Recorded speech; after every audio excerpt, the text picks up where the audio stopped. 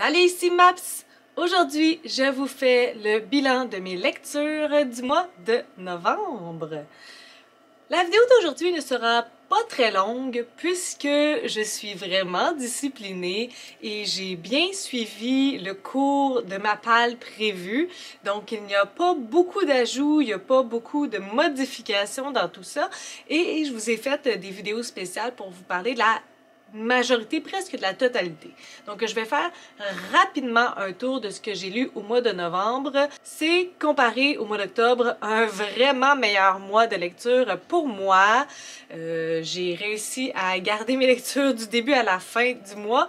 J'ai tendance, on dirait, je me suis rendu compte de ça tout récemment, que je pars en Lyon au début du mois, puis qu'à la fin du mois, je m'essouffle. Comme si je mets les lectures qui m'intéressaient le plus au début du mois, puis là, à la fin, j'ai comme plus ben d'énergie, puis c'est comme les lectures qui m'intéressent moins. Donc, c'est comme pas une bonne manière de faire. Mais là, le mois de novembre a bien fonctionné.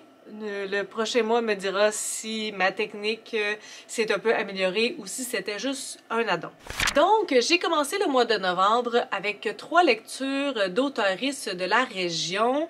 Donc, j'ai déjà fait une vidéo pour ces 3 lectures-là. Je vous encourage à aller la voir si ça vous intéresse.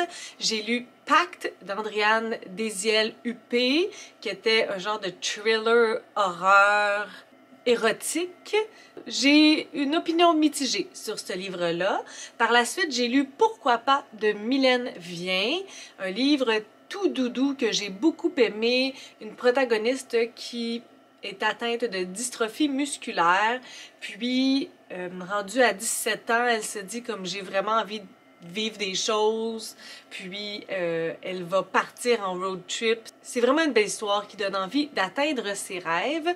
Et par la suite, j'ai lu Tas de morts de Marc-Alexandre Reynard, qui est de la poésie, et cette fois-là, ça a été un flop. Parce que moi, puis la poésie, ben, c'est très peu souvent concluant. Et malheureusement, cette fois-là, ce ne l'était pas.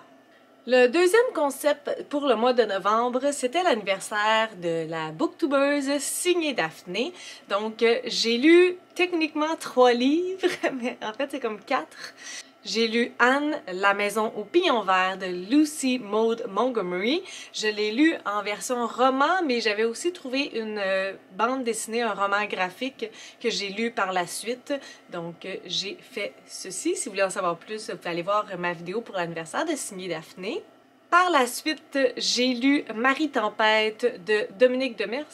C'est un livre que j'ai bien aimé, mais que j'ai trouvé tellement douloureux et difficile.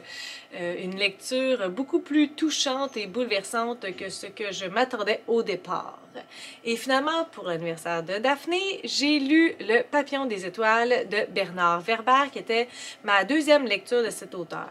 Et finalement, le dernier concept pour le mois de novembre, c'était de lire vos coups de cœur.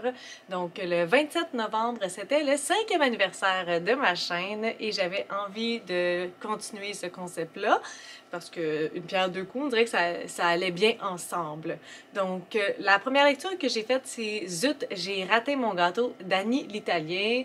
Une lecture très douce, très facile, très fluide, agréable, de 3 femmes à 3 époques différentes qui cuisinent pour différentes raisons. Par la suite, j'ai lu Le Château de verre de Jeannette Walls et celui-là, ça a été une grosse surprise, une grosse brique que j'ai dévorée et qui a eu un gros impact sur moi. Et la 3e lecture, on s'en reparle un petit peu plus tard. Finalement, la dernière lecture qui était prévue et que j'ai lue, c'est Aussi riche que le roi d'Abigail Assar, qui est pour les rendez-vous du premier roman 2021-2022, section hors Canada. Donc, je suis en train de faire cette vidéo-là. Elle va sortir lorsque je vais en avoir lu 4. Pour l'instant, j'en ai lu que 2. On passe à la section des ajouts, donc des livres que j'ai lus en surplus de ce que je vous avais mentionné au départ dans ma vidéo de pile à lire du mois de novembre. Donc, je n'avais pas parlé de ces livres-là, mais je les ai lus quand même. J'ai lu une deuxième lecture pour les rendez-vous du premier roman qui est Soleil à coudre de Jean d'Amérique qui se passe en Afrique dans un quartier très pauvre. Il y a une écriture très poétique, ça peut même sembler un peu comme de la poésie, mais ce sont comme des phrases complètes. C'est un livre très touchant et très dur, je vais vous en dire encore une fois un petit peu plus tard. J'ai terminé la duologie de Lucie Wolverine écrite par Sandra Dussault. Le deuxième tome, c'est Le vol de la couronne. Donc, je veux pas vous parler du deuxième tome parce que ça va directement vous spoiler, vous divulgacher le premier tome. Mais le premier tome, je l'avais beaucoup aimé. Je vais vous mettre la vidéo que j'avais faite pour l'occasion de ce premier tome-là. Le deuxième tome, ça suit exactement où on s'est arrêté en premier, à la fin du premier tome, et on va vraiment aller conclure l'enquête du départ, parce que dans le premier tome, c'est ça qu'elle voulait aller faire, voler la couronne, mais elle a eu plusieurs petites choses à faire avant, donc il y avait comme des mini-missions à travers de la grosse mission, mais là, c'est l'heure de la grosse mission. On ressent encore bien l'inspiration de Six of Crows. J'ai aussi ressenti un petit soupçon de Shades of Magic. Au final, c'est un tome que j'ai bien aimé. C'est sûr que personnellement, moi, je tombe facilement en amour avec les premiers tomes et souvent, cet enchaînement d'action-là du deuxième tome, c'est moins dans mes préférences. Donc, je peux pas dire que c'est le livre que j'ai moins aimé, c'est juste moi qui a moins de préférence pour ce type de tomes-là, puis c'est ça que tous les tomes 2, tu sais, c'est ça que toutes les fins de série sont. Donc, puis la fin est quand même assez surprenante. On pense qu'elle se termine d'une certaine façon. Il y a vraiment une grande révélation à la fin et jusqu'à la toute fin, je pouvais pas y croire. Je pouvais juste pas y croire. Bravo pour ce coup de maître. Encore aujourd'hui, je me dis, ben oui, non, vraiment, là, t'es sûr, là, que c'était pas vrai, là? T'es sûr, là? J'en ai aussi profité pour lire Bagel de Fanny Demeule parce que j'aime beaucoup cette autrice Fanny Demeule et j'avais entendu parler de Bagel, que ça parlait un petit peu des gens qui avaient été super importants pour Fanny Demeule. Ça faisait un petit peu écho aux deux autres livres que j'avais lus d'elle, soit Déterrer les eaux et Roux clair naturel. On en avait parlé aussi, Sylvain Desmentis et moi, durant notre live de Elle.com à Paradis clé en main. Donc, j'avais vraiment envie de le lire et je l'ai lu super rapidement. Ça se lit facilement et ça a beaucoup résonné en moi. La thématique me parlait vraiment. Ce concept des gens qui sont autour de toi, mais que t'es pas tout le temps prêt à cheminer toi-même, mais que tu sens l'amour de ces personnes-là. C'est comme un gros merci à toutes ces personnes-là qui sont là pour nous, mais qu'on peut pas nécessairement leur dire tout le temps, puis qu'on est juste content qu'ils soient là. Et finalement, ben, j'ai lu le collectif de nouvelles dirigé par Michel-Jean Wapke. Celui-là aussi, ça faisait un petit bout que j'avais hâte de le lire, mais là, je me suis dit, c'est le moment. Pendant un certain temps, là, dans le mois de novembre, on dirait que mes lectures étaient plus difficiles, puis je me suis dit, ben, en embarquant dans un collectif de nouvelles, des petites nouvelles rapides, faciles, ça va me motiver et c'est exactement ça qui s'est passé. J'ai d'ailleurs fait une vidéo complète pour Wapke, donc si ça vous tente d'en savoir plus, j'ai parlé un petit peu de chaque nouvelle. Vous allez pouvoir voir ça, je mets tout ça en barre d'informations. Malheureusement, il y a un livre que j'ai dans la catégorie DNF.